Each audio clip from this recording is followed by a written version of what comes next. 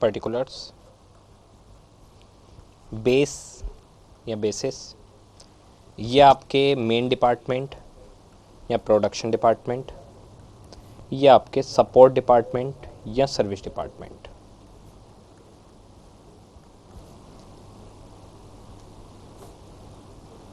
ठीक है।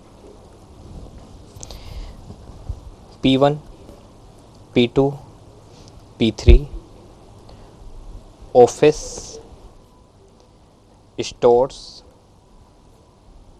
वर्कशॉप। मैं आपको एक एक खर्चा दिखाता जाता हूँ, उसे देखते जाइएगा। सबसे पहले है डायरेक्ट वेजेज, ठीक है। फिर direct material, indirect material, indirect wages. इन चारों का पहले मैं नाम लिख देता हूँ। डायरेक्ट वेजेज,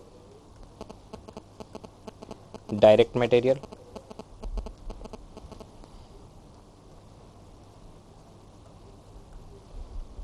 इनडायरेक्ट मटेरियल,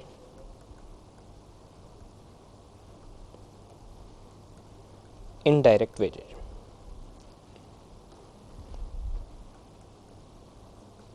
ठीक है। क्या हमें सब डिपार्टमेंट के अलग अलग दिए गए हैं? यस, यानी हर डिपार्टमेंट का अलग बिल है, तभी तो अलग अलग दिया गया है। अगर हर डिपार्टमेंट का अलग अलग बिल नहीं होता तो एक साथ दिया जाता, जैसे नीचे रेंट दिया गया है एक साथ, तो हर डिपार्टमेंट का अलग अलग दिया गया है। इसका मतलब ये एलोकेशन है कि भैया जिस डिपार्टमेंट का है उस डिपार्टमेंट पे बिल फाड़ दिया। ये चारों हमारे एलोकेशन का पार्ट बन गए। आप सभी को पता है डायरेक्ट वेजेज प्रोडक्शन डिपार्टमेंट का पार्ट नहीं बन सकती, ना ही डायरेक्ट मटेरियल। लेकिन क्या ये सर्विस डिपार्टमेंट का पार्ट बनेगा? यस, सर्विस डिपार्टमेंट का पार्ट बन जाएगा। ओके, तो हमने सर्विस डिपार्टमेंट वाले खर्चे लिख दिए और प्रोडक्शन डिपार्टमेंट वाले खर्चे नहीं लिखे जो डायरेक्ट है। प्रोडक्शन डिपार्टमेंट के खर्चे कहाँ चले जाएंगे?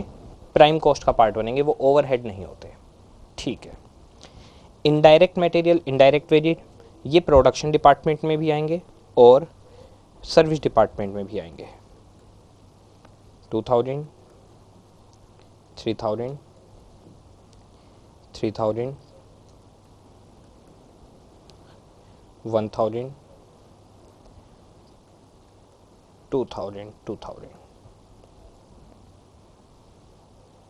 3000, 3000, 4000, 10, 10, 5। ठीक है। इसके बाद में इतना खर्चा बांट बूट कर आप पहुंच जाएंगे, ये काम ख़त्म। फिर कॉमन खर्चे आएंगे जिनका आप अपॉर्शनमेंट करते हैं। Rent, insurance, depreciation, power, light. इन पांचों का नाम लिख देता हूँ सिर्फ। Rent, insurance, depreciation, power, light. ये सारे के सारे खर्चे मेरे पास आ गए। यहां पर ये स्टेटमेंट बंद हो जाता है।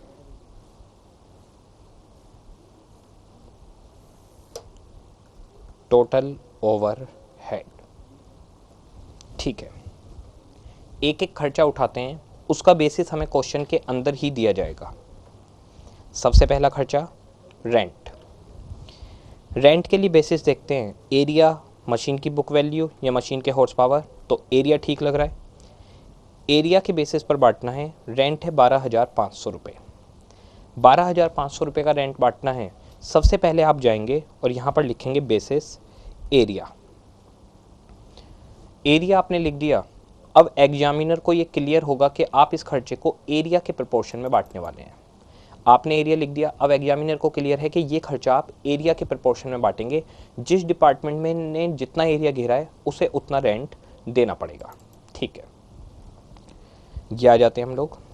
12,500 रुपये का रेंट है। एरिया देखिए 200, 250, 300, 150, 100, 250। ओके, टोटल एरिया हमारे पास आ गया 1250 स्क्वायर मीटर। ओके, तो अब आप 12,500 को इस प्रपोर्शन में बांट देंगे। बांटने का तरीका, प्रपोर्शन में बांटना सभी बच्चों को आता है, मैं इसे करके दिखा देता हूँ। 12,500 का rent, apportionment of rent. Exam में आपको ये करके दिखाने की ज़रूरत नहीं है, ये सिर्फ ऐसे ही लिखकर बता रहा हूँ जिससे बच्चों को क्लियर रहे खर्चा कैसे बटाए।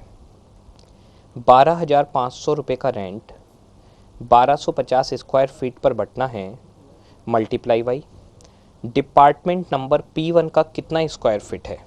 आप वैसे भी देख सकते हैं 12,500 रुपये का रेंट 1250 स्क्वायर फीट पर, इसका मतलब एक स्क्वायर फीट पर 10 रुपये का रेंट हुआ।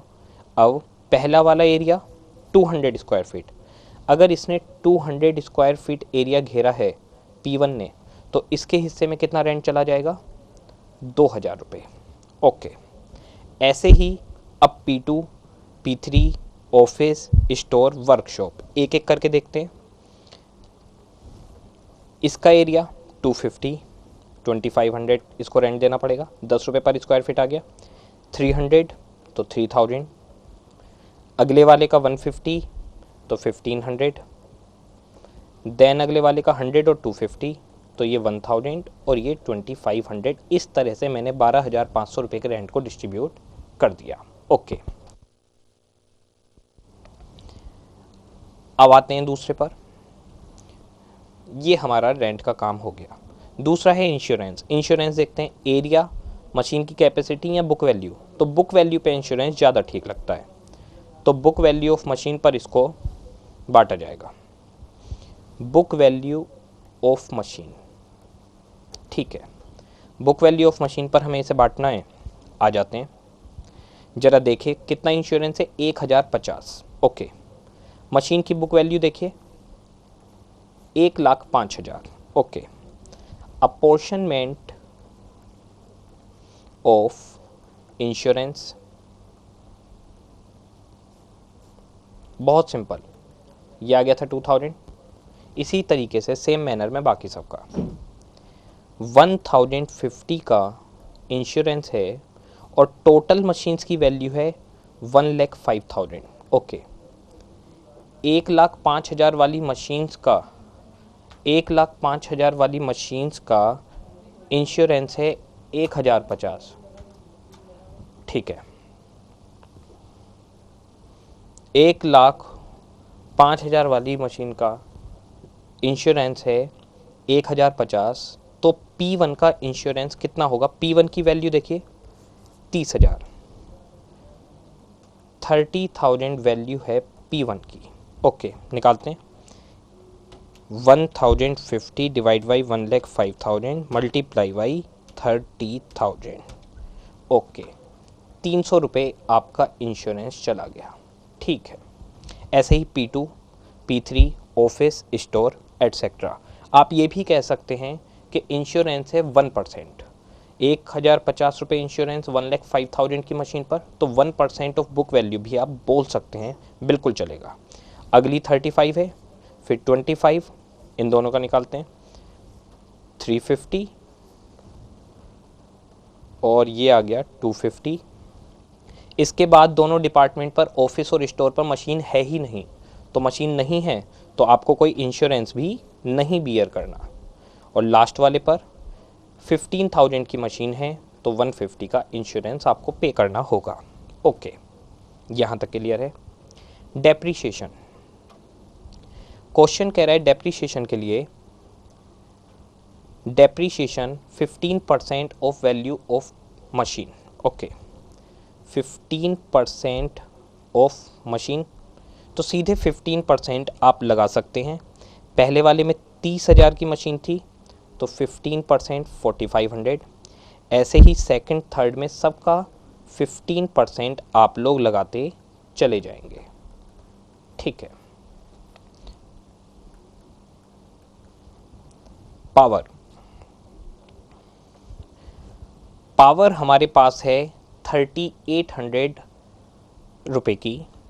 अब देखते हैं किस पर लिंक करें, पावर को मीटर पे लिंक करें, बुक वैल्यू पर, या मशीन की हॉर्स पावर कैपेसिटी पर। तो मशीन की हॉर्स पावर पे करेंगे, जिसकी हॉर्स पावर ज़्यादा होगी वो लाइट ज़्यादा खाएगी। हॉर्स पावर या किलोवाट, देखिए एसी होता है 2 किलोवाट 3 किलोवाट, तो जो ज़्यादा बड़ा एसी होगा वो ज़्यादा लाइट खाएगा, जो छोटा एसी होगा वो छोटा कम लाइट खाएगा। दूसरी चीज़ मैं आपको बता दूंगा, जैसे मैं ये लिखवा रहा हूँ कि समझना है आपको, लिखते बाद में रहिएगा आप लोग। हमारे पास इतना टाइम नहीं है सीडी के अंदर कि हम लिखवाने का टाइम भी दे दें जी, लिखवाने के लिए 10-10 मिनट दें, तो आप लिखते रहिएगा बाद में। सिर्फ समझाने के लिए क्लास लगाई गई है कि कॉन्सेप्ट आपको क्लियर हो जाए कि चल क्या रहा है। दूसरी चीज़ ये ना, स्टूडियो के अंदर लकड़ी का वगैरह का फ्रेमवर्क है ये सारा का सारा यहाँ पर, तो मेरी ना आंखें बीच बीच में ऐसे ऐसे होती रहेंगी, ब्लिंक होती रहेंगी, तो वो ऐसी मेरी आदत नहीं है, बल्कि यहाँ का जो स्ट्रक्चर है वो ऐसा है कि आंखें ब्लिंक होती रहती हैं चाइनीज की तरह से, टट टट टट ओवर हेड टट टट इस तरह से चल रहा होगा सब, तो वो देखते रहिएगा। तो यहाँ पर आते हैं हम पावर पे, अपने मुद्दे पर आए हम। तो 3800 की पावर है, हॉर्स पावर पे निकालते हैं 30, 80, 75 और 5। 190 टोटल हॉर्स पावर है, ओके 190 टोटल हॉर्स पावर है, आप निकाल सकते हैं 3800 की लाइट 190 की हॉर्स पावर पर, तो सबसे पहला department P1 30 horse power, 30 horse power पर कितना खर्चा होगा, 3800 divided by 190 multiply by 30, 600, okay. इस तरह से आप खर्चे को बांट सकते हैं। ये आ गया हॉर्स पावर पर, ये आ गया आपका 600, 1600 और 1500, यहाँ दोनों में है ही नहीं, और यहाँ पर 100, ठीक है। दूसरी चीज़ आपको शॉर्टकट तरीका सिखाता हूँ बांटने का, आप लोग जैसे बांटते हैं ये देखिएगा। जैसे मेरे को मान लीजिए कोई भी ले लेता हूँ, एरिया यानी स्क्वायर मीटर वाला ले लेता हूँ, आसान तरीका सिखाता हूँ आपको। 12,500 रुपये का खर्चा डिवाइडेड बाई कितने स्क्वायर मीटर पर, 1250 पर, ओके। तो 200 पर कितना होगा, 2000, ये निकाला था आप लोगों ने। मैं आपको इसका शॉर्टकट तरीका सिखाता हूँ, आप देखिए क्या करिए। आप कैलकुलेटर पे टाइप कर लीजिए, कैलकुलेटर शायद दिख रहा हो आपको, मेरे को क्लियर नहीं है क्योंकि छोटा है। आप कैलकुलेटर पे सबसे पहले खर्चा टाइप कर लीजिए, देखिए आपके सामने जो खर्चा है आपके सामने 12,500, तो कैलकुलेटर पे टाइप करिए 12,500, 12,500, ओके, ठीक है। फिर इसको डिवाइड करना है आपको 1250 से, आपने इसको डिवाइड किया 1250 से, ओके। ध्यान से देखिएगा, फिर से बता रहा हूँ, ऑन का बटन दबाइए, 12,500 डिवाइडेड बाई 1250, कोई बटन मत दबाइए, ठीक है, यहाँ तक पहुँच गए आप। मल्टीप्लाई बाई 200, 200 आपने दबा दिया, इक्वल्स टू 2000 आ गया। ये पहले का निकला P1 का। अब P2 का निकालने के लिए दोबारा से ऐसा करने की ज़रूरत नहीं है, आपको सिर्फ क्या करना है, ये बेस बन चुका है आपका, अब आपको P2 में 200 यही सारी प्रोसेस दोबारा से करनी पड़ेगी, 12,500 डिवाइड बाई 1250 इंटू 250, तो दोबारा से प्रोसेस करने की ज़रूरत नहीं है। देखिएगा कैसे, अब आप कैलकुलेटर पे सिर्फ दबाएंगे, यहाँ तक हम आ चुके थे 250 और इक्वल्स टू, तो आपके पास खुद आंसर आ जाएगा 2500। क्या बोल रहा हूँ फिर से बताता हूँ, देखिए आपको करना क्या था, आपको यहाँ आ जाता हूँ, आपको 12,500 रुपये बांटने थे, तो आप कैलकुलेटर पे टाइप करिए 12,500 divided by 1250 multiply by 200 equals to, ये आपके पास आ गया होगा 12,500 divide by 1250 into 200 equals to 2000, ये आ गया। अब कैलकुलेटर पे कुछ टाइप मत करिए, अब कैलकुलेटर पे अगले वाले का सिर्फ प्रपोर्शन लीजिए, ये P1 का आ गया। अब P2 में सिर्फ आप कैलकुलेटर पे आप टाइप करिए 250 और इक्वल्स टू का बटन दबा दीजिए, 250 इक्वल्स टू 2500 आ गया होगा, करके देखिए। पहले कैलकुलेटर पे टाइप करिए 12,500 divided by 1250 multiply by 200 equals to 2000 आ गया होगा। अब कैलकुलेटर पर सिर्फ 250 इक्वल्स टू दबा दीजिए, आपके पास 2500 आ जाएगा। ये देखिए 12,500 divided by 1250 multiply by 200 equals to 2000 आ गया एक का। अब दूसरे में कुछ मत करिए, सिर्फ 250 दबाइए, इक्वल्स टू कर दीजिए, आंसर आ जाएगा। फिर अगले वाले में सिर्फ 300 दबाइए, इक्वल्स टू कर दीजिए, आंसर आ जाएगा। ठीक है, अब जैसे मैं आता हूँ इस पर वापस, मान लीजिए आपको मशीन का डेप्रीशिएशन निकालना है, इंश्योरेंस निकालना है, कुछ भी करना है, बहुत सिंपल है। आपने निकाला 1050 divided by 1,05,000 multiply by 30,000 equals to 300 रुपये आ गया। पहले का 300 रुपये आ गया। अब दूसरे में कुछ मत करिए, सिर्फ कैलकुलेटर पर टाइप करिए 35,000। आपने निकाला 1050 divided by 1,05,000 into 30,000 equals to 300 आ गया। अब दूसरे के लिए कुछ मत करिए, बस कैलकुलेटर पे टाइप करिए, दूसरा है 35,000 इक्वल्स टू, तीसरी मशीन थी आपकी वैल्यू 25,000 इक्वल्स टू, बस इतना करते जाइए, आपके पास डायरेक्ट आंसर आ जाएंगे। ये होता है प्रोपोर्शन में बांटने का आसान तरीका। इससे सिंपल तरीके से आप बांट सकते हैं, धीरे धीरे सीख जाएंगे ये सारी चीज़ें। ठीक है, आ जाते हैं, हम आगे बढ़ते हैं। डेप्रीशिएशन निकाल चुके हैं, पावर बांटनी है, तो पावर हॉर्स पावर में बांट दी। लाइट किस रेशो में बांटें? मशीन की बुक वैल्यू पर, मशीन की हॉर्स पावर पर, मशीन के हॉर्स पावर पर तो पावर बढ़ गई। लाइट किस में बांटें? लाइट बांटी जाती है एरिया के बेसिस पर, जो ज़्यादा एरिया कैप्चर करेगा वहाँ पर ज़्यादा लाइट का खर्चा होगा। तो ये एरिया के रेशो में मेरे पास आ जाएगा, एरिया के रेशो में वही आपको लाइट बांटनी है।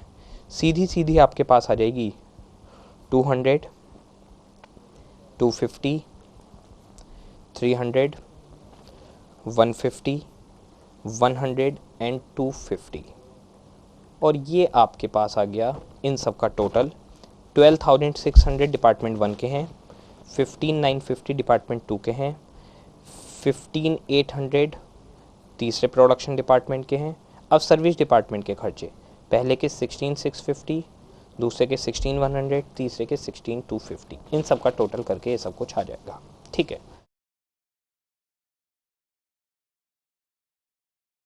ये हमारे पास आ गया पूरा स्टेटमेंट ऑफ प्राइमरी डिस्ट्रीब्यूशन। हमने प्रोडक्शन डिपार्टमेंट के सारे खर्चे निकाल लिए हैं, हमने सर्विस डिपार्टमेंट के सारे खर्चे निकाल लिए हैं, ये काम हम कर चुके हैं। इसके बाद अब देखिए, प्रोडक्शन डिपार्टमेंट के खर्चे निकल गए और इन्हीं के पीछे खड़े हुए थे सर्विस डिपार्टमेंट, उन सब के भी खर्चे निकल गए। अब जो सर्विस डिपार्टमेंट हैं वो अपने बिल किसके ऊपर लगाएंगे? वो अपने बिल चार्ज करेंगे प्रोडक्शन डिपार्टमेंट पर। अल्टीमेटली तो खर्चा प्रोडक्शन डिपार्टमेंट को ही बियर करना है। ये देखिएगा, पहले जितना भी खर्चा होगा सर्विस डिपार्टमेंट का, वो अपने सर्विस डिपार्टमेंट के भी खर्चे निकाल लिए हमने, प्रोडक्शन डिपार्टमेंट के भी खर्चे निकाल लिए। सर्विस डिपार्टमेंट के कौन से खर्चे लिए हैं? टोटल, डायरेक्ट इनडायरेक्ट दोनों, और प्रोडक्शन डिपार्टमेंट के केवल लिए हैं इनडायरेक्ट, डायरेक्ट को हमने नहीं लिया। ठीक है, इसके बाद में अब प्रोडक्शन डिपार्टमेंट के ऊपर सर्विस डिपार्टमेंट अपने बिल चार्ज करेंगे, क्योंकि सपोर्ट डिपार्टमेंट ने तो प्रोडक्शन डिपार्टमेंट को सपोर्ट किया है। तो S1 अपने खर्चे लेगा P1 और P2 से, S2 भी अपने खर्चे लेगा P1 और P2 से, S3 भी अपने खर्चे लेगा P1 और P2 से। इस प्रोसेस को हम बोलते हैं सेकेंडरी डिस्ट्रीब्यूशन। हमारे पास था अकाउंटिंग ऑफ ओवरहेड, अगर आप देखें सबसे पहले प्राइमरी डिस्ट्रीब्यूशन, यानी सबके खर्चे निकालिए, वो सारे खर्चे हमने निकाल लिए। अब सेकेंडरी डिस्ट्रीब्यूशन, ये हमारे पास सेकंड पॉइंट स्टार्ट होने वाला है। पहले सबके खर्चे निकालिए, फिर सर्विस डिपार्टमेंट, सपोर्ट डिपार्टमेंट अपने खर्चों को प्रोडक्शन डिपार्टमेंट के ऊपर चार्ज करेंगे। इसे हम बोलते हैं सेकेंडरी डिस्ट्रीब्यूशन। पहले सबके खर्चे निकालिए, फिर सपोर्ट डिपार्टमेंट अपने खर्चों को प्रोडक्शन डिपार्टमेंट के ऊपर चार्ज करेंगे, उसे बोलेंगे हम सेकेंडरी डिस्ट्रीब्यूशन। अब हमें स्टार्ट करना है सेकेंडरी डिस्ट्रीब्यूशन। बहुत आराम से देखिएगा, इसी चीज़ के अंदर बच्चों को जनरली दिक्कत आती है। सेकेंडरी डिस्ट्रीब्यूशन स्टार्ट करते हैं 1 बाई 1। बहुत आराम से समझिएगा कि आखिर सेकेंडरी डिस्ट्रीब्यूशन क्या है, किस तरह से होता है। ओके, ये हमारे पास अब सेकंड स्टेप की तरफ हम बढ़ गए। टोटल 5 हैं, प्राइमरी, सेकेंडरी, रिकवरी रेट निकालना, रिकवर करना और अंडर रिकवरी का एडजस्टमेंट। सेकेंडरी डिस्ट्रीब्यूशन बहुत सिंपल है, एग्जाम्पल में ही ख़त्म हो जाएगा। बच्चों को इसी में सबसे ज़्यादा दिक्कत है, बहुत आराम से समझिएगा। रीअपोर्शनिंग, पहले अपॉर्शनमेंट हुआ, रीअपोर्शनिंग, सर्विस डिपार्टमेंट एक्सपेंस। अब सर्विस डिपार्टमेंट अपने खर्चों को प्रोडक्शन डिपार्टमेंट पर चार्ज करेंगे ओवर प्रोडक्शन डिपार्टमेंट्स। ठीक है, ये हमारे पास आ गया। करना क्या है इसके अंदर, P1 P2 S1 S2, मान लीजिए प्राइमरी डिस्ट्रीब्यूशन हो चुका है। प्राइमरी डिस्ट्रीब्यूशन में सबके ऊपर खर्चे चार्ज हो चुके हैं। अब जो सर्विस डिपार्टमेंट हैं वो अपने बिल्स को इनके ऊपर चार्ज करेंगे, इसी को बोला जाता है सेकेंडरी डिस्ट्रीब्यूशन। ठीक है, तो सर्विस डिपार्टमेंट अपने बिल्स को चार्ज करेंगे, सेकेंडरी डिस्ट्रीब्यूशन बोला जाएगा। इसको बांटने के कई सारे तरीके हैं, वो मेथड्स हमें समझने हैं। Methods of reapportionment, methods of reapportionment of service department expenses. तो सर्विस डिपार्टमेंट के एक्सपेंसेज अपोर्शन करने का एक तरीका है, वो तरीका सीखना है। इन्होंने स्टडी मटेरियल ने कुछ मेथड सजेस्ट किए हैं, वही मेथड्स मैं आपको बता रहा हूँ। इसे आप मेथड्स ऑफ सेकेंडरी डिस्ट्रीब्यूशन भी बोल सकते हैं। मेथड्स ऑफ सेकेंडरी डिस्ट्रीब्यूशन, इसमें बच्चों को बहुत दिक्कत है, आराम से समझेंगे तो क्लियर हो जाएगा। ठीक है, देखिएगा इसके अंदर हमने दो पार्ट में इसको डिस्ट्रीब्यूट किया है। एक डायरेक्ट मेथड या डायरेक्ट रीअपोर्शनमेंट, और दूसरा इनडायरेक्ट मेथड या इनडायरेक्ट रीअपोर्शनमेंट। ठीक है, इनडायरेक्ट मेथड को हमने फर्दर क्लासिफाई किया है स्टेप मेथड या स्टेप लेडर मेथड, या फिर इसका एक और नाम है non reciprocal, non reciprocal method. तो एक है step ladder method non reciprocal, और दूसरा है रेसिप्रोकल मेथड। रेसिप्रोकल मेथड को फर्दर 3 तरीके से कैलकुलेट किया जा सकता है। तीसरा तरीका जनरली आज तक कभी पूछा नहीं गया, फिर भी मैं वो सिखा रहा हूं। एक है simultaneous equation method,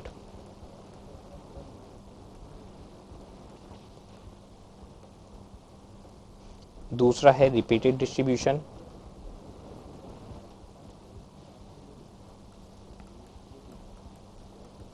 repeated distribution को कंटिन्यूअस अलॉटमेंट भी बोलते हैं, continuous allotment method.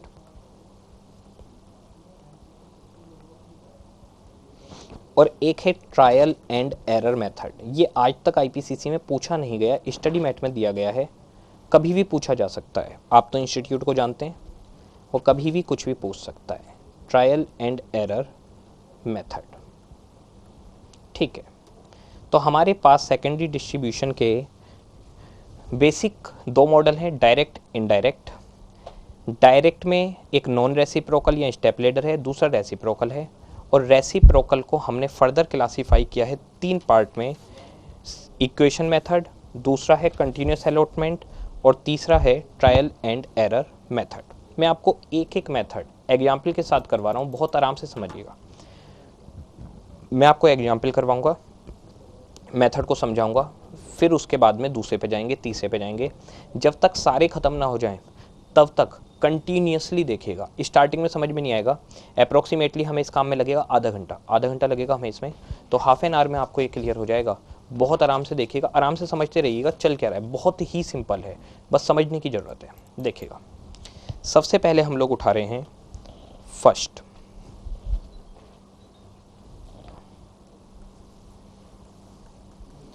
Direct method या direct redistribution method.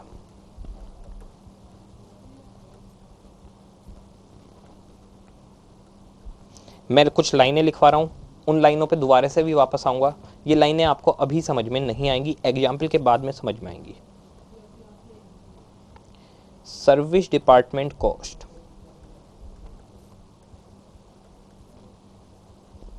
Are apportion, apportion का मतलब बांटना, to production department only.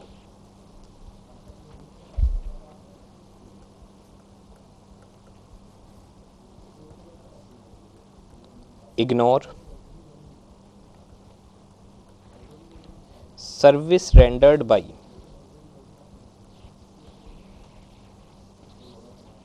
One service department to, समझ में नहीं आएगी अभी लाइन, समझना भी नहीं है,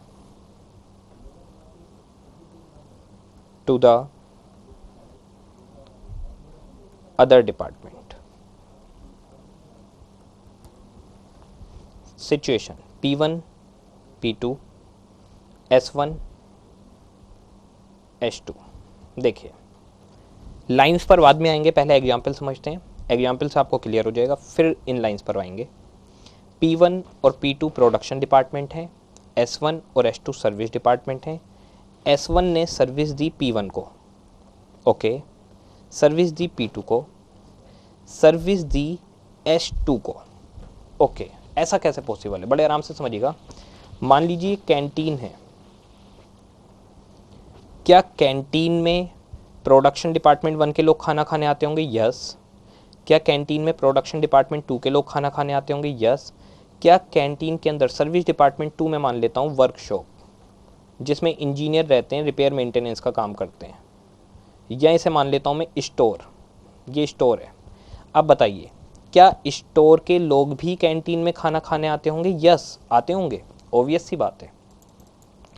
देखिए जो सर्विस डिपार्टमेंट है, कैंटीन है, ये कैंटीन है. कैंटीन में प्रोडक्शन डिपार्टमेंट 1 उसके लोग भी खाना खाने जाते हैं, प्रोडक्शन डिपार्टमेंट 2 उसके लोग भी खाने जाते हैं. कैंटीन के अंदर जो और सपोर्टिंग डिपार्टमेंट हैं वो भी तो खाना खाने आते होंगे, स्टोर है, वर्कशॉप है और ऑफिस है, वो सारे लोग भी खाना खाने आते हैं. अब मुझे बताइए कैंटीन को तो बिल किस किस से लेना चाहिए? कायदे में सोचिए, कैंटीन को तो बिल प्रोडक्शन डिपार्टमेंट से भी लेना चाहिए, प्लस स्टोर से भी लेना चाहिए, वर्कशॉप से भी लेना चाहिए. वर्कशॉप के लोगों ने भी तो खाना खाया है, स्टोर के लोगों ने भी तो खाना खाया है, और प्रोडक्शन डिपार्टमेंट के लोगों ने भी खाना खाया है. तो कैंटीन को तो सबसे बिल लेना चाहिए. ओके, ये पहला मेथड है. पहला मेथड कहता है कि आप जो आपके आसपास के साथी डिपार्टमेंट हैं उनसे कोई पैसा मत लो, पैसा लो सिर्फ अपने प्रोडक्शन डिपार्टमेंट से. यानी प्रोडक्शन डिपार्टमेंट 1 और 2 से सारा पैसा ले लो. जो खाना वर्कशॉप और आपके और किसी डिपार्टमेंट ने, स्टोर ने भी खाया है, वो खाना भी आप किस पर चार्ज करो? वो भी प्रोडक्शन डिपार्टमेंट पर चार्ज करो. ठीक है, ये पहला मेथड है. इसमें हम सर्विस डिपार्टमेंट का खर्चा, सपोर्ट डिपार्टमेंट का खर्चा सिर्फ प्रोडक्शन डिपार्टमेंट से ले रहे हैं और अपने साथियों पर, अपने दोस्तों पर कोई बिल नहीं बनाएंगे. फिर आगे एक मेथड आएगा जिसके अंदर हम अपने साथियों पर भी बिल बनाएंगे. तो अभी हम चल रहे हैं कि साथियों पर बिल, दोस्तों पर बिल नहीं बनाना. देखिए क्या लाइन लिखी हुई है, लाइन पढ़ते हैं. लाइन लिखी हुई है, service department cost are apportion to production department only. ये है डायरेक्ट मेथड कि सीधा सीधा खर्चा किस पर लगाओ? प्रोडक्शन डिपार्टमेंट पे लगाओ. Ignore service rendered by one service department to other. अगर एक सर्विस डिपार्टमेंट ने दूसरे को सर्विस दी है, यानी कैंटीन में अगर कोई और सर्विस डिपार्टमेंट आकर खाना खाता है तो उसको इग्नोर कर दीजिए, उससे पैसा मत मांगिए. तो ये S2 से पैसा नहीं मांगेगा, P1 से मांगेगा, P2 से मांगेगा. ये है डायरेक्ट मेथड. ऐसे ही S2 ने हो सकता है P1 को सर्विस दी हो, कोई दिक्कत नहीं, P2 को सर्विस दी हो, कोई दिक्कत नहीं, S1 को सर्विस दी हो, नहीं, उसे इग्नोर कर दीजिए. ये है डायरेक्ट मेथड. एग्जाम्पल से समझ में आएगा. एग्जाम्पल पर आते हैं, देखिएगा. एक एग्जाम्पल ले लेते हैं.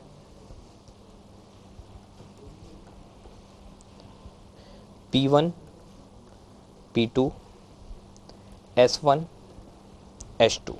Okay, primary distribution. हम प्राइमरी डिस्ट्रीब्यूशन पहले कर चुके हैं. मान लो इसका टोटल आया 2 लाख रुपए, इसका टोटल 3 लाख रुपए, इसका टोटल 1 लाख रुपए और इसका टोटल 80,000. ओके, अब क्वेश्चन आपको खुद बताएगा कि किस डिपार्टमेंट ने किस डिपार्टमेंट को कितनी सर्विस दी है.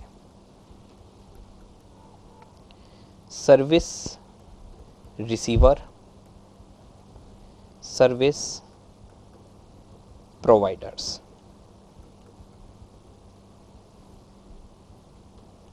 क्वेश्चन खुद बताएगा किसने कितनी सर्विस ली है, P1, P2, S1, S2, ये सारे सर्विस रिसीवर हैं, प्रोवाइड करने वाले हैं S1 और S2। डायरेक्ट मेथड चल रहा है। डायरेक्ट मेथड में मैं मान लेता हूँ S1 ने 40% सर्विस इन्हें दी है। S1 अपने आप को कभी सर्विस नहीं दे सकता। एक चीज़ ये ध्यान रखिएगा, कोई अपने आप को खुद सर्विस नहीं दे सकता। बेसिकली कोई अपने ऊपर बिल नहीं बना सकता, कोई अपने ऊपर बिल नहीं बना सकता। कोई बात नहीं, S2 को बताइए सर्विस देनी है या इग्नोर करना है। डायरेक्ट मेथड में, डायरेक्ट मेथड में हमें इसे इग्नोर करना है। हम अपने साथी डिपार्टमेंट को कोई सर्विस नहीं देंगे, हम सिर्फ प्रोडक्शन डिपार्टमेंट को ही सर्विस देंगे। तो ये आ गया। ऐसे ही S2 P1 को सर्विस देगा, P2 को सर्विस देगा, S1 S2 को नहीं देगा। बात समझ रहे हैं? यानी सबसे पहली बात, कोई डिपार्टमेंट अपने ऊपर खुद बिल नहीं बना सकता। मैंने अगर किसी का हेल्प की है, मैंने किसी को अपनी सर्विसेज दे रहा हूँ, मैं उसके ऊपर बिल बनाऊंगा, मैं अपने ऊपर बिल नहीं बनाऊंगा। तो हमेशा ध्यान रखिए, कोई भी डिपार्टमेंट अपने आप को सर्विस नहीं देता, पहली बात। दूसरी बात, ये डायरेक्ट मेथड है। डायरेक्ट मेथड के अंदर हम किसी दूसरे डिपार्टमेंट को सर्विस देते हैं जो प्रोडक्शन हो। सर्विस डिपार्टमेंट को अपने साथियों को सर्विस नहीं देते। यानी S2 S1 को सर्विस नहीं दे सकता, खुद को तो देगा ही नहीं, और S1 S2 को सर्विस नहीं दे सकता, खुद को तो दे ही नहीं सकता। ठीक है, मान लीजिए क्वेश्चन में इस तरह से लिखा हो। वैसे अब आप बताइए खर्चा कैसे बटेगा, मैं आपको बांट के दिखाता हूँ। Solution, statement of secondary distribution. Statement of secondary distribution बहुत ही सिंपल। दो डिपार्टमेंट हैं सर्विस, दो डिपार्टमेंट हैं production.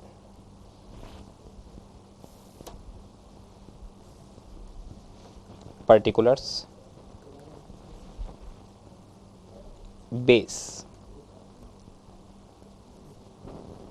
Production department, service department. P1, P2, S1, S2।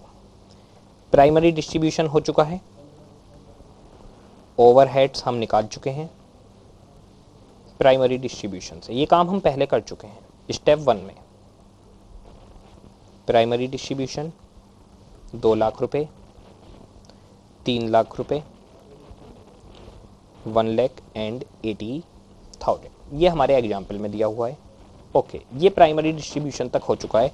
ये कैसे निकला होगा, जैसे हमने पीछे एग्जाम्पल करा है, तो उन सब के टोटल यही प्राइमरी डिस्ट्रीब्यूशन है।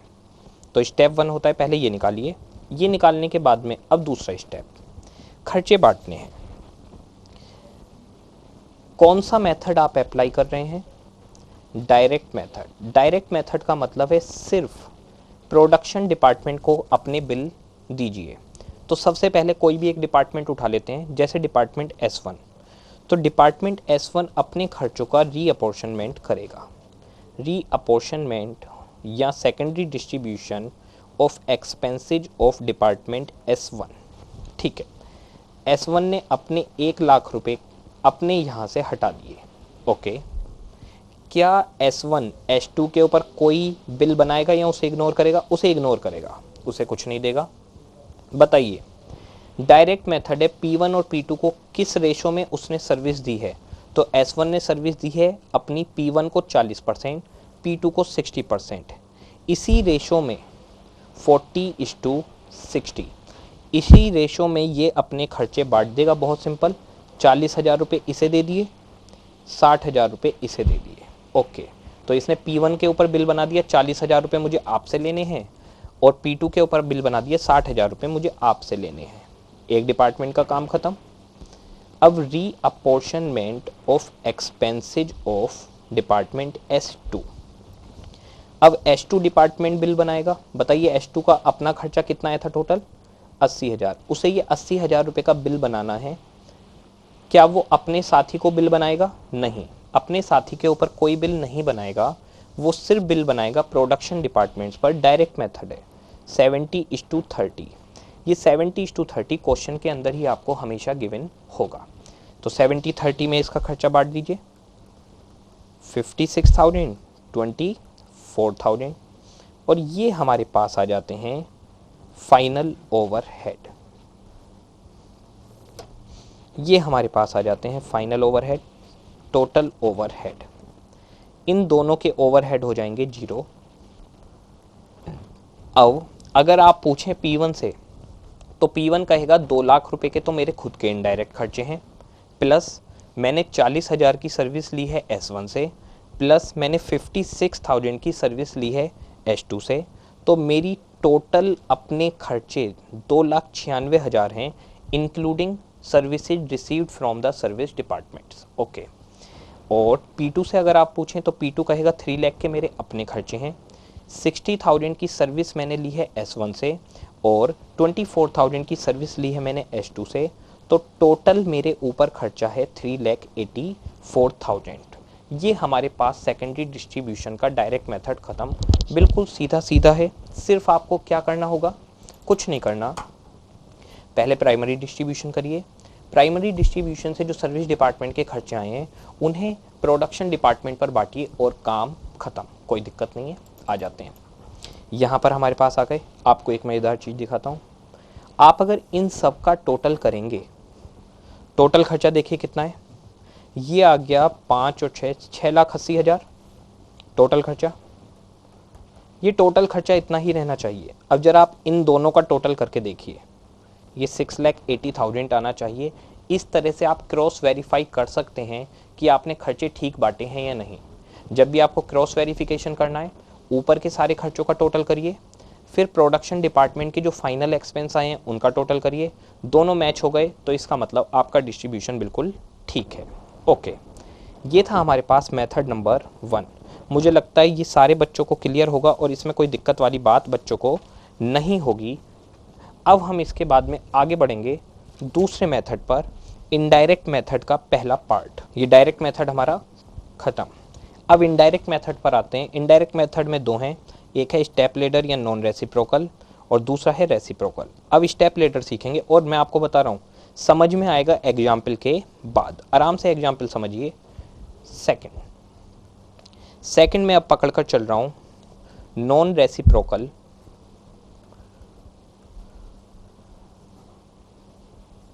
और स्टेप लेडर मेथड। ये IRQ सिस्टम में काम करने वाला मेथड है। ये मेथड क्या कहता है देखते हैं। जो लिखूंगा वो समझ में नहीं आएगा, पहले एग्जाम्पल करेंगे फिर वो समझ में आएगा।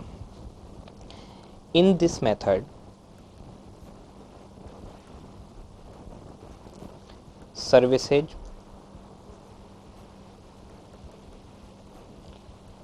rendered by one service department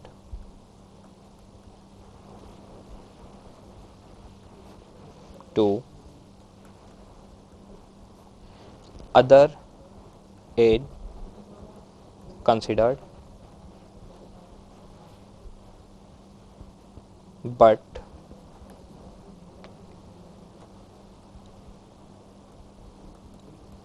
receiver department cannot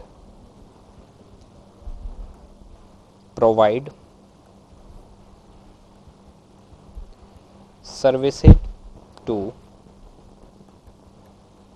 giver department। देखिएगा मैं बताता हूँ रेसिप्रोकल का मतलब क्या होता है, जिससे आपको नॉन रेसिप्रोकल समझ में आए। रेसिप्रोकल का मतलब होता है कि आपने किसी को कोई चीज़ दी तो पलटकर वो भी आपको एक चीज़ देगा, इसे बोलते हैं रेसिप्रोकल। जैसे आप गेंद मारते हैं, आपने दीवार पर बॉल फेंक के मारी, बॉल आपके पास वापस आएगी, इसे बोलते हैं रेसिप्रोकल। कि आपने किसी को दिया तो उसने आपको वापस दिया। जैसे कि आपकी लड़ाई हो गई WWE, एक ने एक के मुक्का मारा तो उसने भी पलट के दूसरे के मुक्का मार दिया, ये होता है रेसिप्रोकल। नॉन रेसिप्रोकल होता है कि आपने किसी को कुछ दिया, वो पलट कर आपको नहीं देगा। आराम से समझिएगा, नॉन रेसिप्रोकल आपने किसी को कुछ दिया तो वो पलट कर आपको नहीं देगा। ऐसा होता है ऑफिस के अंदर जब हमारा सीनियर हमें कुछ कहता है। सोचिए, सीनियर ने कुछ अपने से नीचे वाले स्टाफ को कहा, डांट दिया, क्या पलटकर वो उसे डांट सकता है? नहीं डांट सकता, तो नॉन रेसिप्रोकल। बताइए, सीनियर ने, मैनेजर ने अपने नीचे वाले असिस्टेंट मैनेजर को डांटा, अब असिस्टेंट मैनेजर क्या करेगा? अपने से नीचे वालों की डांट लगाएगा, फिर उससे नीचे वाले क्या करेंगे? उससे नीचे वालों की डांट लगाएंगे। तो ये सीक्वेंस चलता रहता है लास्ट तक। यही तो होता है घर में भी हम लोगों के, क्या होता है, पापा डांट लगा देते हैं बड़े भाई की, बड़ा भाई छोटे भाई की डांट लगा देता है, छोटा भाई छोटी बहन की डांट लगा देता है। बियर कौन करता है, सफ़र कौन करता है? जो सबसे छोटा होता है, वो बेचारा खुंदक खाता रहता है कि मुझे सब डांटते रहते हैं। तो ये सिस्टम है कि एक बड़ा है, सीनियर है, उसने जूनियर को डांटा या कुछ कहा, तो जूनियर लौटकर उसे वापस कुछ नहीं कह सकता, यह है नॉन रेसिप्रोकल। अच्छा, दो भाई सिमिलर एज के होते हैं तो क्या होता है? एक भाई ने दूसरे को डांटा तो दूसरा भाई भी पलट के उसे डांट देता है। इसे कहते हैं रेसिप्रोकल, कि आप एक दूसरे को रिटर्न में कुछ दे सकते हैं या कह सकते हैं। ठीक है, इसका यहाँ से क्या मतलब है वो समझते हैं। ये इन्होंने दूसरा मेथड डिजाइन किया है, ये इस तरह से। मान लीजिए P1 P2 दो प्रोडक्शन डिपार्टमेंट हैं और 3 सपोर्ट डिपार्टमेंट हैं, S1 S2 और S3। ठीक है, हम मान लेते हैं सबसे बड़ा डिपार्टमेंट है S1। अब क्या होगा, S1 देखिए किस किस को सर्विस देगा? P1 को सर्विस देगा, ओके। P2 को सर्विस देगा, ओके। S2 को सर्विस दे दी, S3 को सर्विस दे दी। क्या दे सकता है? डायरेक्ट मेथड में नहीं दे सकता, लेकिन इनडायरेक्ट में दे सकता है, ओके। ये इन सब को सर्विस दे सकता है। ये है लार्जेस्ट डिपार्टमेंट S1। S1 आपका लार्जेस्ट डिपार्टमेंट है, सबसे बड़ा डिपार्टमेंट है, यानी सबसे ऊपर यही है लार्जेस्ट डिपार्टमेंट। अब मैं मान लेता हूं सेकंड लार्जेस्ट है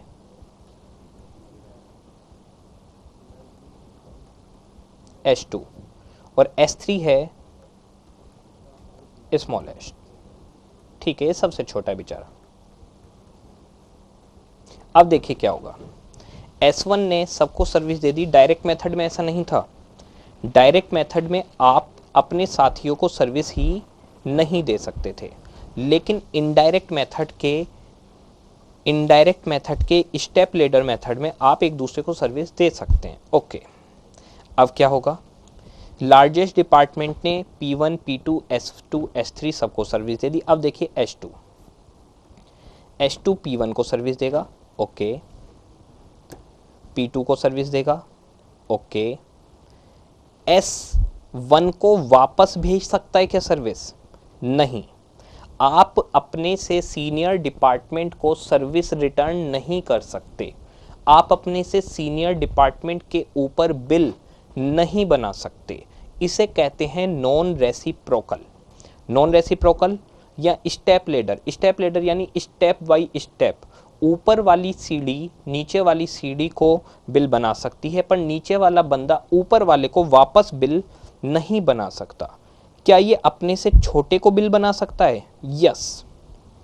तो आप अपने से छोटे के ऊपर बिल बना सकते हैं, लेकिन अपने से बड़े के ऊपर नहीं, ओके। अब आ गया हमारे पास S3 डिपार्टमेंट। S3 डिपार्टमेंट बेचारा सबसे छोटा डिपार्टमेंट है। ये क्या करेगा?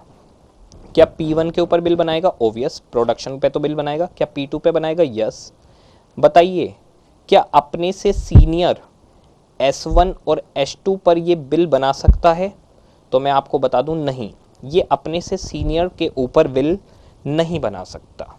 यानी जो सबसे बड़ा डिपार्टमेंट है S1, वो तो बाकी सब के ऊपर बिल बनाएगा, P1 पर, P2 पर, S2 पर, S3 पर, सब पर। जो सेकंड लार्जेस्ट है वो अपने से छोटों पर तो बना सकता है, P1 पर, P2 पर, S3 पर अपने सीनियर S1 पर नहीं बना सकता। नॉन रेसिप्रोकल है। अगर S1 ने S2 को सर्विस दी है, S1 लार्जेस्ट है, उसने S2 को सर्विस दी है, ये हुआ गिवर डिपार्टमेंट, सर्विस प्रोवाइडर, और ये हुआ रिसीवर, इसने सर्विस रिसीव की है, तो ये रिटर्न में इसको सर्विस नहीं दे सकता।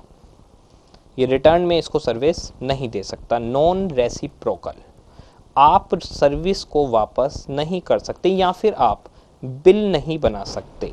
नॉन रेसिप्रोकल, ओके, ये चीज़ है इसके अंदर। ठीक है, कोई बात नहीं। अब देखिएगा, मैं बताता हूँ होगा क्या। बताइए, आप लोग बहुत समझदार हैं, हमें कैसे खर्चे बांटने चाहिए? सबसे पहले खर्चे बांटो S1 के, सारे डिपार्टमेंट पर, फिर S2 के, फिर S3 के। ये इस मेथड की टर्म है। समझ में आएगा एग्जाम्पल के बाद। एग्जाम्पल लेने से पहले क्या करेंगे इस मेथड में वो लिख लेते हैं। समझ में नहीं आएगा, समझ में आएगा एग्जाम्पल के बाद। इन this method cost of service department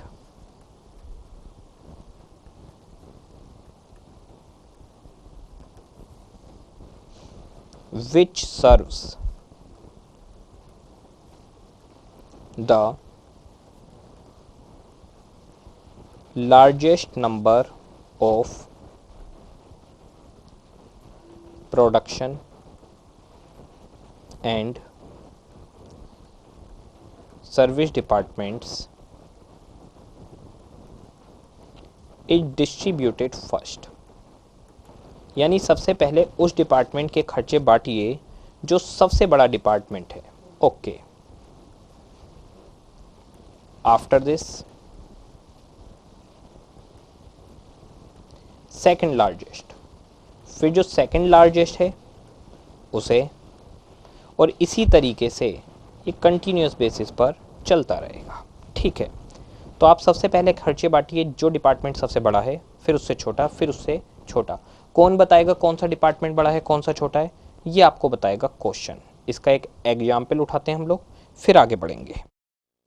हाँ जी, एक एग्जाम्पल डिजाइन करते हैं इसके लिए। एग्जाम्पल हम ले लेते हैं, अपने पास 5 डिपार्टमेंट ले लेते हैं इस बार। P1, P2, S1, S2, S3।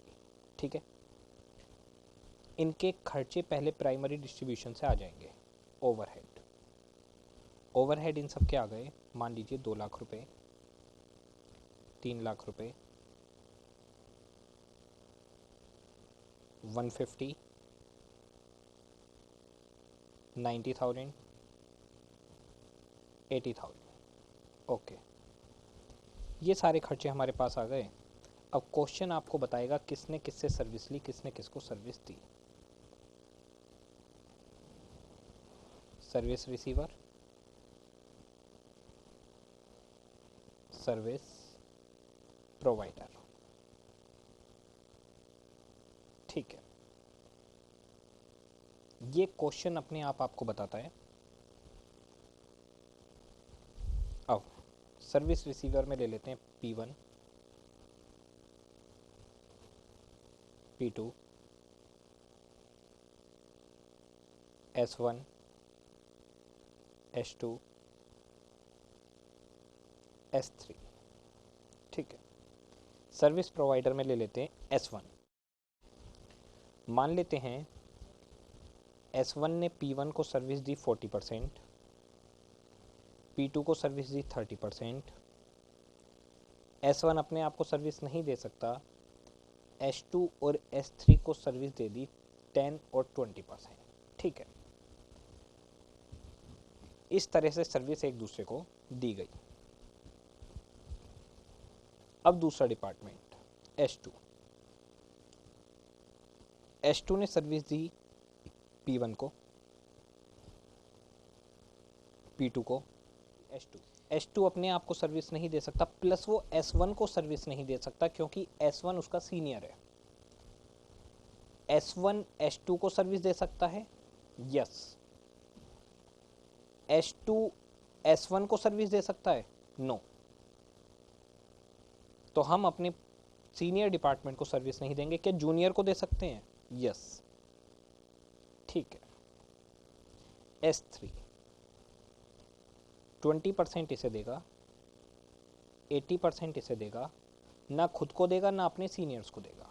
ये है step ladder situation. Step ladder situation है ये। अब आप लोग खुद बताइए कि किस तरह से डिस्ट्रीब्यूशन किया जाए। बहुत ही सिंपल सॉल्यूशन, बहुत सिंपल सॉल्यूशन है। Statement of secondary distribution.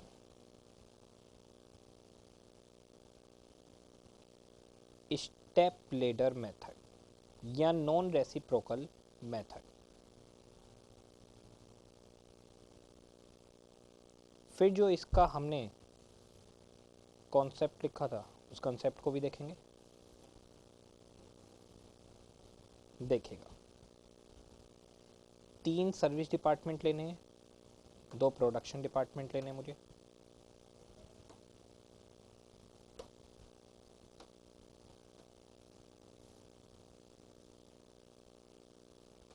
Okay, particulars,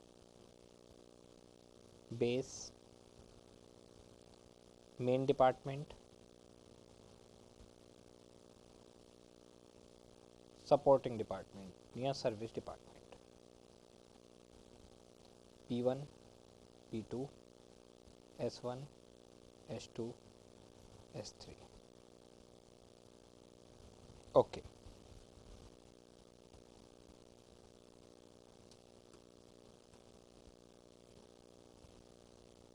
ठीक है।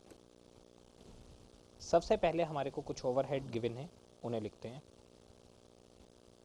ओवरहेड्स,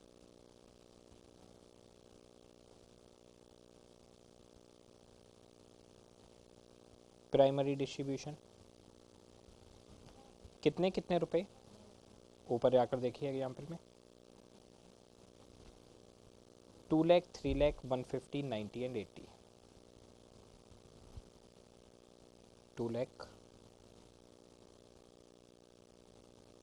3 लाख, 150, 90, 80। ठीक है,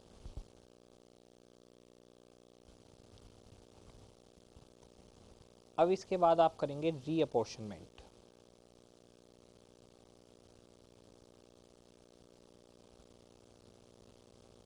रीअपोर्शनमेंट of expenses of S1। S1 largest department है, उसने बाकी सारी डिपार्टमेंट्स को सर्विस प्रोवाइड की है। S1 लार्जेस्ट डिपार्टमेंट है,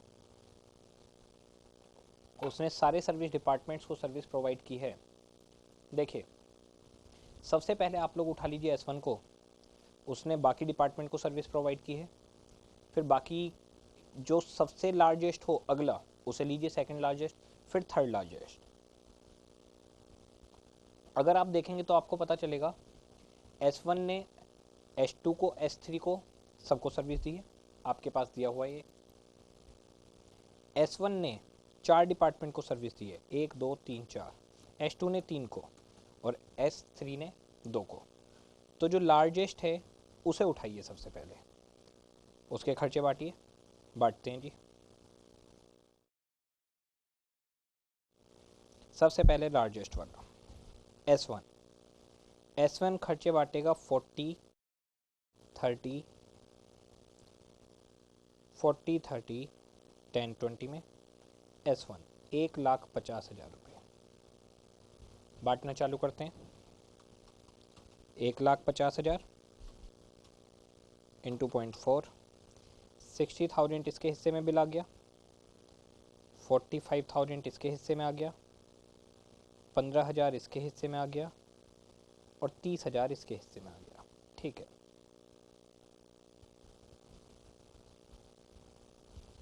इसके बाद में आप रीअपोर्शन करेंगे सेकंड लार्जेस्ट को।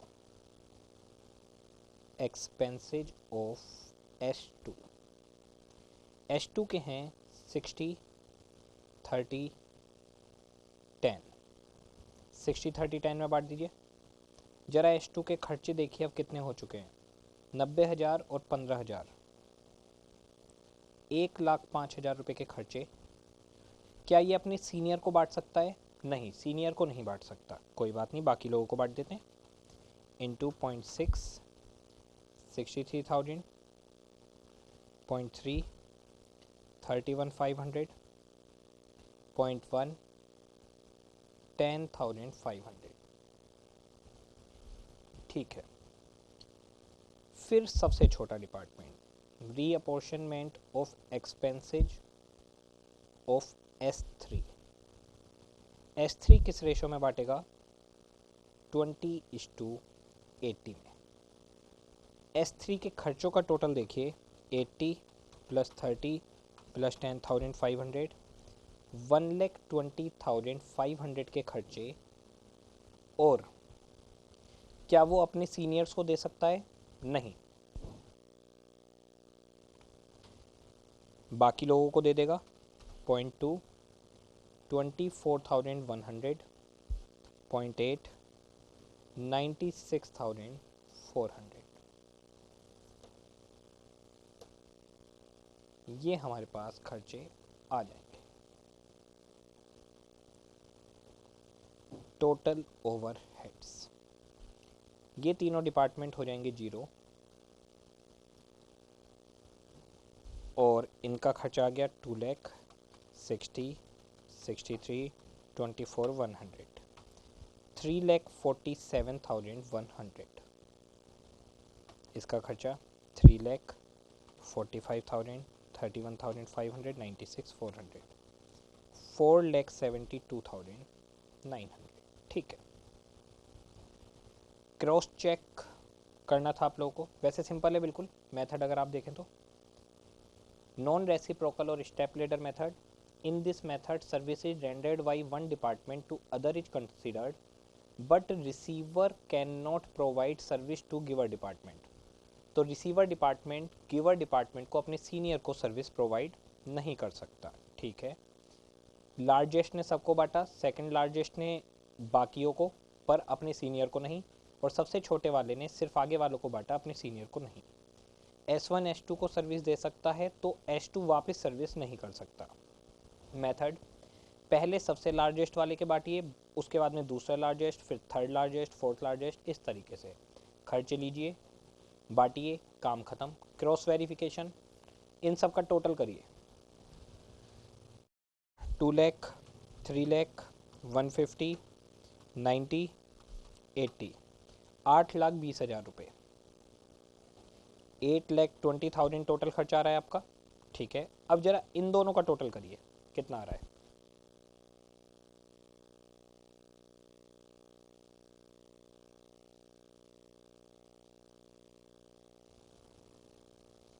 बिल्कुल कॉपी पेस्ट टोटल आपका आ जाएगा, दोनों जगह टोटल बिल्कुल सेम आ जाएगा।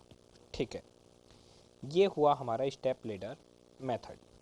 स्टेप लेडर मेथड का एक क्वेश्चन करते हैं, किस तरीके का क्वेश्चन आता है एग्जाम में, और फिर इसके आगे हम लोग बढ़ना चालू कर देंगे। ठीक है, क्वेश्चन है हमारे पास सेकेंडरी डिस्ट्रीब्यूशन के नाम से, ये आ गया सेकेंडरी डिस्ट्रीब्यूशन। ठीक है, सेकेंडरी डिस्ट्रीब्यूशन क्वेश्चन नंबर 2। हाँ जी, क्वेश्चन पढ़ते हैं। Deccan manufacturing limited have 3 department, okay, which are regarded as production departments. Service department costs are distributed to these production department using step ladder method. Question खुद बता रहा है, okay. Estimates of factory overhead cost to be incurred by each department in forthcoming year are as given below. हमने estimation कर लिया है खर्चों का। Data required for distribution is also shown against each department. ठीक है, department production XYZ, service PQRS, okay. Factory overheads 193, 64, 83, 45, 75, 105 and 30,000 respectively. ठीक है, डायरेक्ट लेबर आवर्स दिए हैं, नंबर ऑफ एम्प्लॉय दिए हैं, एरिया दिया है, किसी काम से दिया होगा, देखेंगे बेस बनेगा किसी ना किसी चीज़ का। आगे, overhead cost of the 4 service departments are distributed in the same order, namely PQRS respectively. Study mat का क्वेश्चन है। 4 सर्विस डिपार्टमेंट हैं, स्टेप लेडर अप्लाई करना है, ओके। क्वेश्चन ने कहा है overhead cost of the 4 service department are distributed in the same manner, namely PQR and S। इसका मतलब सबसे पहले P के खर्चे बांटिए, फिर Q के, फिर R के, फिर S के। अगर ऐसे लिखा हो Q P S R तो किस रेशो में बांटेंगे? पहले Q के, फिर P के, फिर S के, फिर R के। तो क्वेश्चन ने PQRS बोला है तो उसे फॉलो करते हैं, ठीक है। Department on the following basis, department PQRS और बेसिस। P अपने खर्चे बांटता है नंबर ऑफ एम्प्लॉयज के रेशियो में, Q अपने खर्चे बांटता है डायरेक्ट लेबर आवर्स में, R बांटता है एरिया में और S बांटता है डायरेक्ट लेबर आवर्स में। You are required to prepare a schedule showing the distribution of overhead cost of the 4 service department to the 3 production department। ठीक है, करना चालू करते हैं किस तरीके से किया जाएगा ये। Okay, answer 2। क्वेश्चन ने कहा है कि शेड्यूल बनाना है जो ओवरहेड डिस्ट्रीब्यूशन को दिखाए, तो आप शेड्यूल लिख सकते हैं, schedule of distribution of overheads. ठीक है,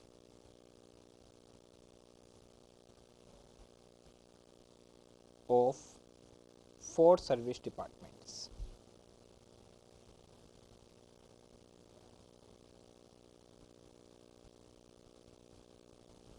method step ladder method.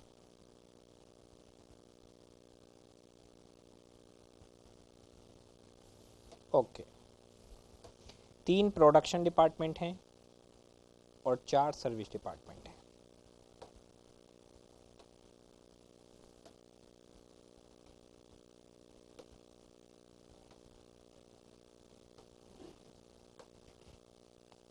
Production, service या सपोर्ट। प्रोडक्शन है XYZ, सर्विस हैं PQRS।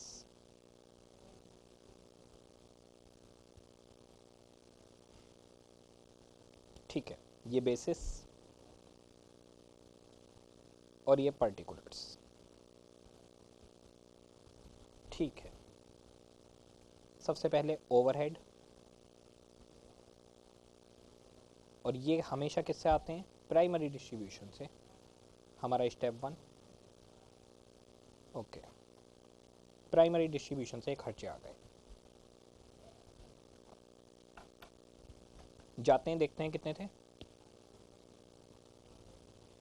खर्चे थे 193, 64, 83, 45, 75, 1,05,000, 30,000। ठीक है, इन खर्चों को एज इट इज उतार देते हैं। खर्चे आ गए हमारे पास 193, 64,000, 83,000, 45,000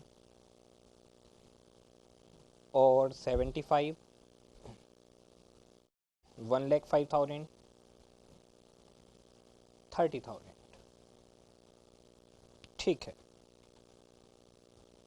ये खर्चे हमारे पास आ गए। अब अपोर्शनमेंट या रीअपोर्शनमेंट या सेकेंडरी डिस्ट्रीब्यूशन, कुछ भी लिख सकते हैं, reapportionment of expenses of department P। ठीक है, P के खर्चे हैं 45,000, उसे अपने 45,000 रुपये बांटने हैं। ओके, किस रेशो में बांटने हैं वो रेशो सिखाना है मुझे आपको। चल के देखते हैं क्वेश्चन में। खर्चे बांटने का बेसिस है नंबर ऑफ एम्प्लॉयज।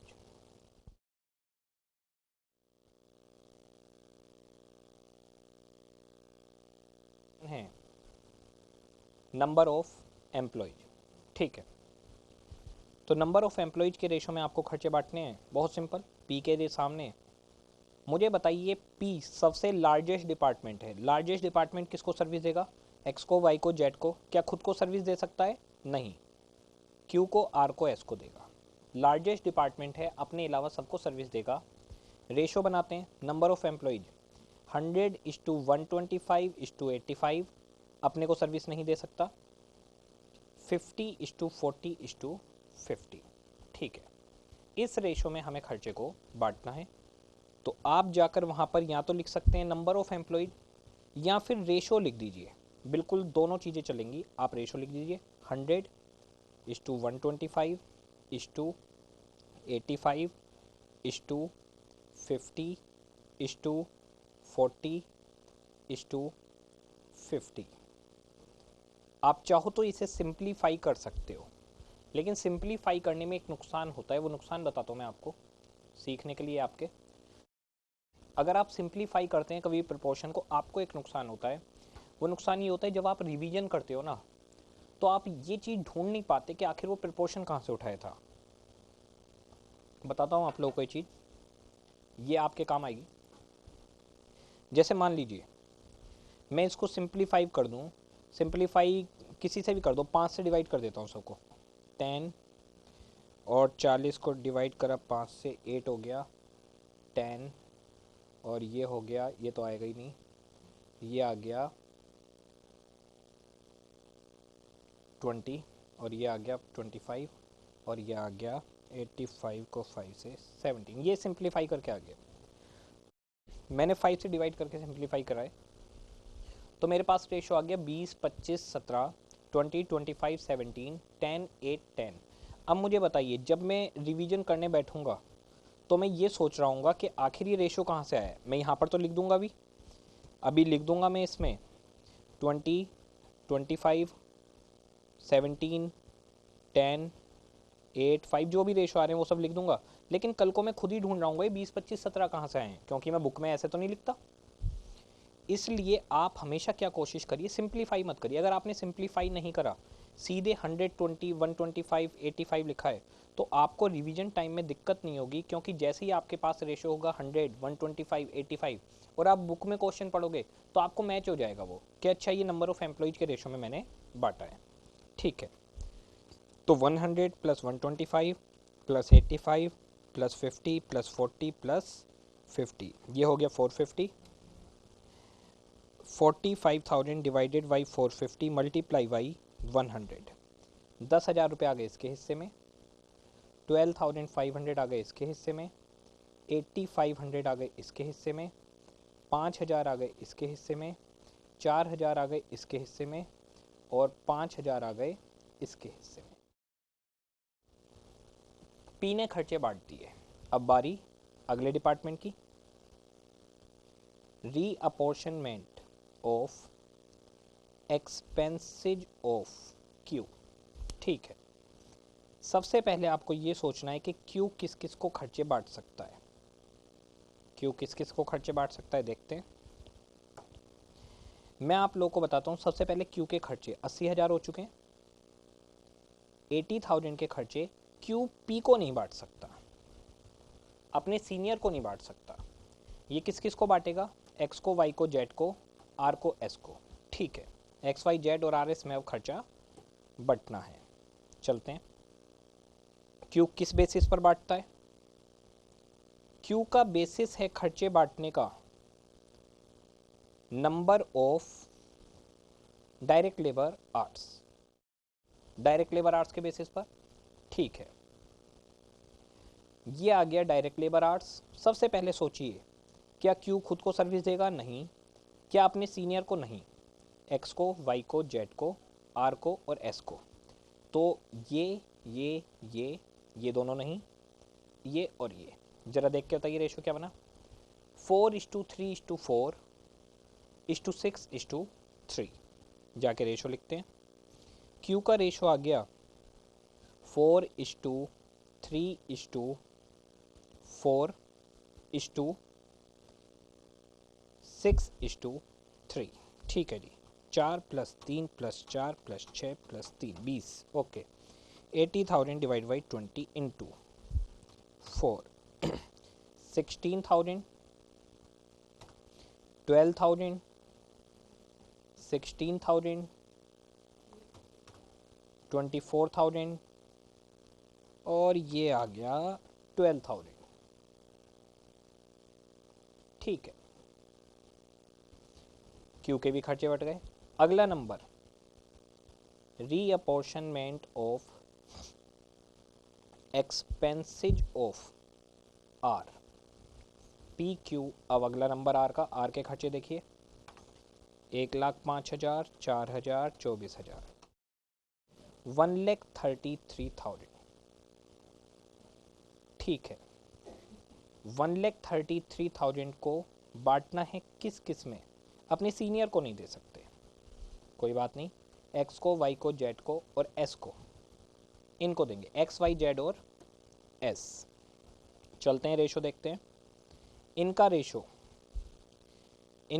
है एरिया, ये एरिया के रेशो में बांटेंगे। पहले ये दिमाग लगाइए किस किस को बांटेंगे, एक्स को, वाई को, जेड को, खुद को नहीं दे सकते, सीनियर्स को नहीं दे सकते। ओके, रेशो निकालते हैं। 3 30 15 15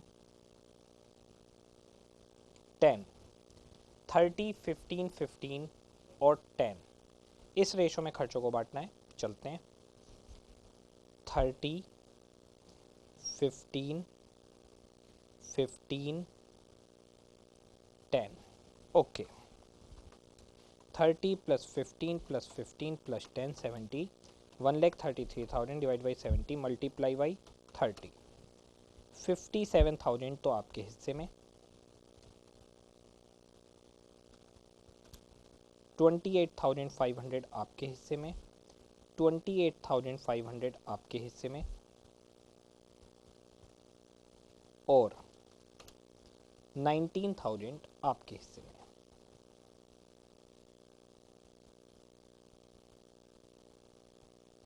okay, last department, reapportionment of expenses of S, और कार्य समाप्त। ठीक है जी,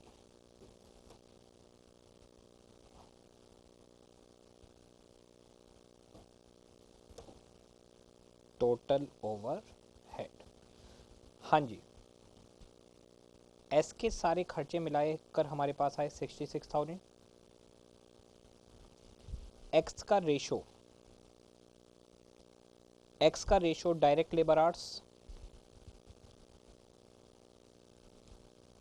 एक्स वाई जेड को दे सकता है, बाकी किसी को नहीं, 434 लेबर आवर्स के बेसिस पर। ठीक है, 434 66,000 डिवाइड बाई 11 इंटू 4, 24,000, 3 18,000, 4 24,000 अपने सीनियर्स को नहीं दे सकता। ठीक है, ये चारों डिपार्टमेंट आपके पास आएंगे 0, और इसे देखते हैं, 1,93,000, 10,000, 16,000, 57 एंड 24,000, 3 लाख रुपए, 64,000, 12,500, 12,000, 28,500, 18,000, 1,35,000,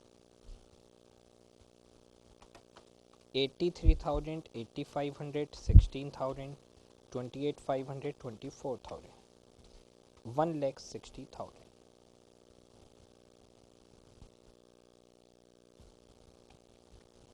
क्रॉस वेरिफिकेशन करने का तरीका बिल्कुल सिंपल, इन सब का टोटल इक्वल्स टू इन सब का टोटल करके देखते हैं। 193, 64, 83, 45, 75, 1,05,000 एंड 30,000, 595, 3,00,000, 135, 160, 595 मैच। तो इसका मतलब हमारा आंसर ठीक है। ओके, तो ये था हमारे पास indirect method, non reciprocal method. पहले हमने करा डायरेक्ट मेथड, सर्विस डिपार्टमेंट अपने दोस्तों को नहीं देगा, सिर्फ प्रोडक्शन डिपार्टमेंट को देगा। अब उसके बाद हमने दूसरा किया, सर्विस डिपार्टमेंट एक सीनियर है, एक जूनियर, एक उससे जूनियर, सीनियर जूनियर को दे सकता है, जूनियर सीनियर को नहीं दे सकता। अब नई सिचुएशन आएगी कि कोई सीनियर जूनियर नहीं है, दोनों डिपार्टमेंट एक दूसरे को दे सकते हैं। इसे हम लोग बोलते हैं रेसिप्रोकल मेथड, जो हमारी लास्ट सिचुएशन थी। ठीक है, इस चीज पर आगे बढ़ना है हम लोगों को। रेसिप्रोकल से पहले आप लोग चाहें तो आप लोग चाहो तो आप लोग एक बार पीछे का देख सकते हो, जितना भी तक आपने पढ़ा है उसे देख सकते हो। यहाँ तक का प्राइमरी डिस्ट्रीब्यूशन एक बार बता देता हूँ। प्राइमरी डिस्ट्रीब्यूशन, एलोकेशन करिए, अपॉर्शनमेंट करिए। एलोकेशन दिया होगा हर किसी का अलग अलग खर्चा, अपॉर्शनमेंट के अंदर कॉमन खर्चे को किसी बेस पे बांटिए, बेस क्वेश्चन के अंदर गिवन होगा, ठीक है। एलोकेशन में डायरेक्ट कॉस्ट नहीं ली जाएगी प्रोडक्शन डिपार्टमेंट की, ओके, वो प्राइम कॉस्ट का पार्ट बनेगी। स्टेप 2, प्राइमरी डिस्ट्रीब्यूशन के बाद सेकेंडरी डिस्ट्रीब्यूशन। पहला method direct method, service department सिर्फ प्रोडक्शन डिपार्टमेंट पे चार्ज करेंगे, ओके, एक दूसरे को नहीं देंगे। दूसरा मेथड इनडायरेक्ट, इनडायरेक्ट का पार्ट 1 नॉन रेसिप्रोकल, एक डिपार्टमेंट सीनियर है उसने जूनियर को दे दिया तो जूनियर लौट कर नहीं देगा। इतना आप लोग देख सकते हैं अपनी बुक के, जो भी जिस भी ऑथर की आप बुक यूज कर रहे हैं उसमें यहाँ तक के क्वेश्चन आप लोग बना सकते हैं। इसके बाद में हम लोग स्टार्ट करेंगे रेसिप्रोकल। इसमें बच्चों को सबसे ज़्यादा दिक्कत है, बहुत ध्यान से करिएगा।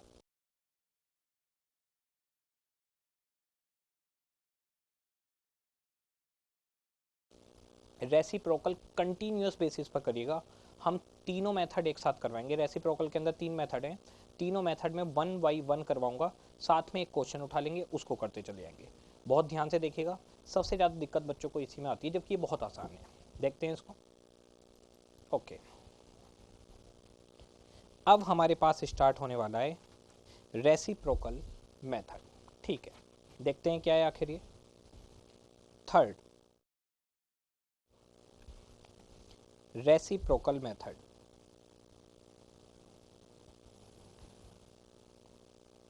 या reciprocal service method.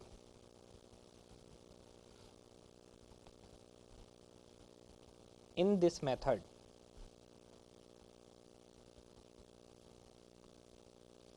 services of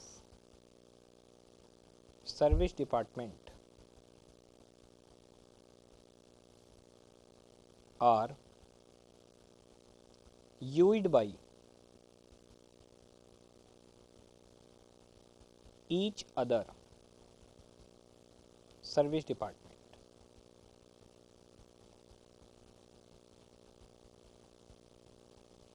इसका मतलब सारे डिपार्टमेंट एक दूसरे की सर्विस यूज कर रहे हैं। S1 अगर S2 को सर्विस देता है तो S2 भी S1 को सर्विस दे सकता है, यानी कि जो गिवर है इज ऑल्सो रिसीवर, और जो रिसीवर है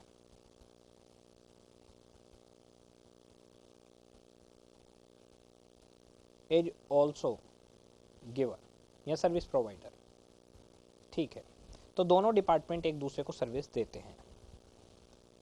P1 P2, S1 S2। S1 ने P1 को सर्विस दी, P2 को सर्विस दी, S2 को सर्विस दी, okay okay okay. Direct method में तो आप S2 को सर्विस ही नहीं दे सकते, डायरेक्ट मेथड में आप S2 को सर्विस ही नहीं दे सकते, और इनडायरेक्ट मेथड के नॉन रेसिप्रोकल में S2 S1 को वापस सर्विस नहीं दे सकता, ठीक है। मेन चीज है, हम इसी की बात करें तो देखिए, डायरेक्ट मेथड कहता है S1 S2 को बिल नहीं करेगा, S2 S1 को बिल नहीं करेगा।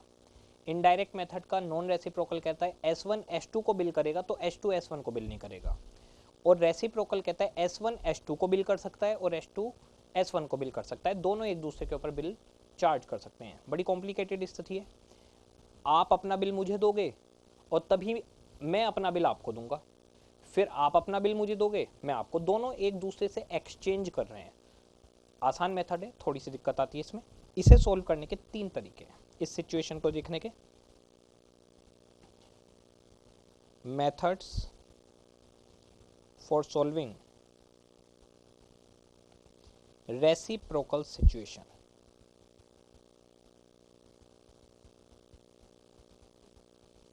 Methods for solving reciprocal situation देखेगा। ए, रिपीटेड डिस्ट्रीब्यूशन या रिपीटेड एलोकेशन मेथड।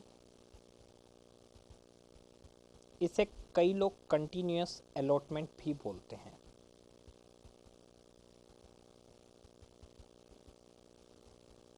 ठीक है। Second,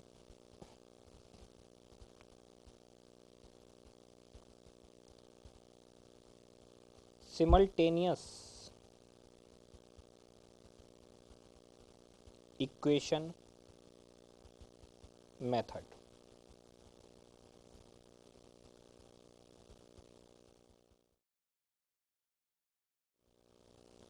trial and error method, ये आईपीसीसी में कभी पूछा नहीं गया पर हम फिर भी सीख लेंगे। ठीक है, ये 3 मेथड है मेरे पास जिनसे मैं रेसिप्रोकल चीज़ों को समझ सकता हूँ। ओके, 1 बाई 1 एक एक मेथड उठाएंगे हम लोग। सबसे पहले हम लोग उठा लेते हैं ए, रिपीटेड डिस्ट्रीब्यूशन मेथड। ठीक है,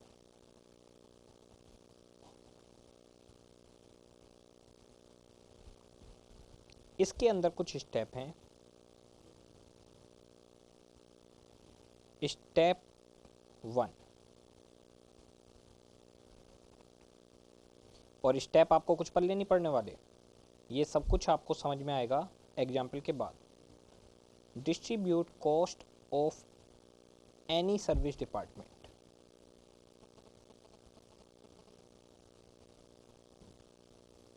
first to all other departments.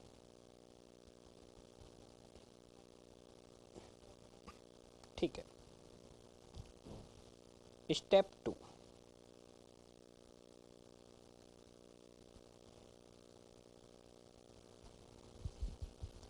Distribute cost including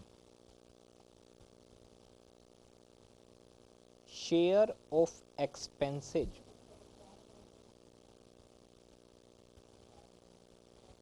received from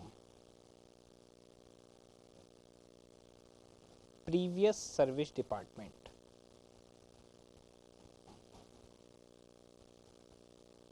in step 1, distribute cost to all other departments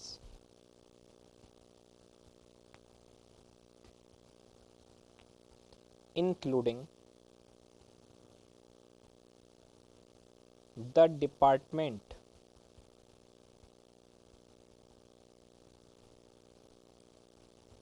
considered in step 1। अभी इन लाइनों पर वापस आएंगे हम लोग एग्जाम्पल के बाद। Step 3, repeat the process until the full distribution। Not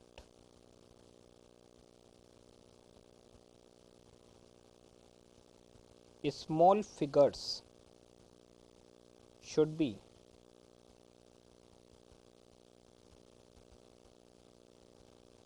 distributed among the production departments only।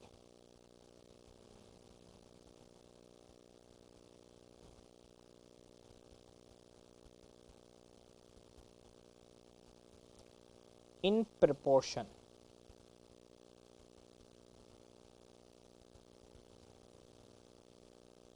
to complete the distribution process।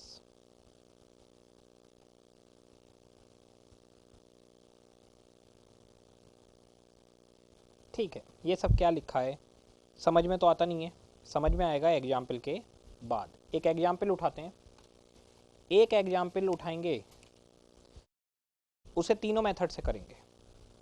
एक एग्जाम्पल उठाएंगे, उसे तीनों मेथड से करेंगे। एग्जाम्पल पर आते हैं। एग्जाम्पल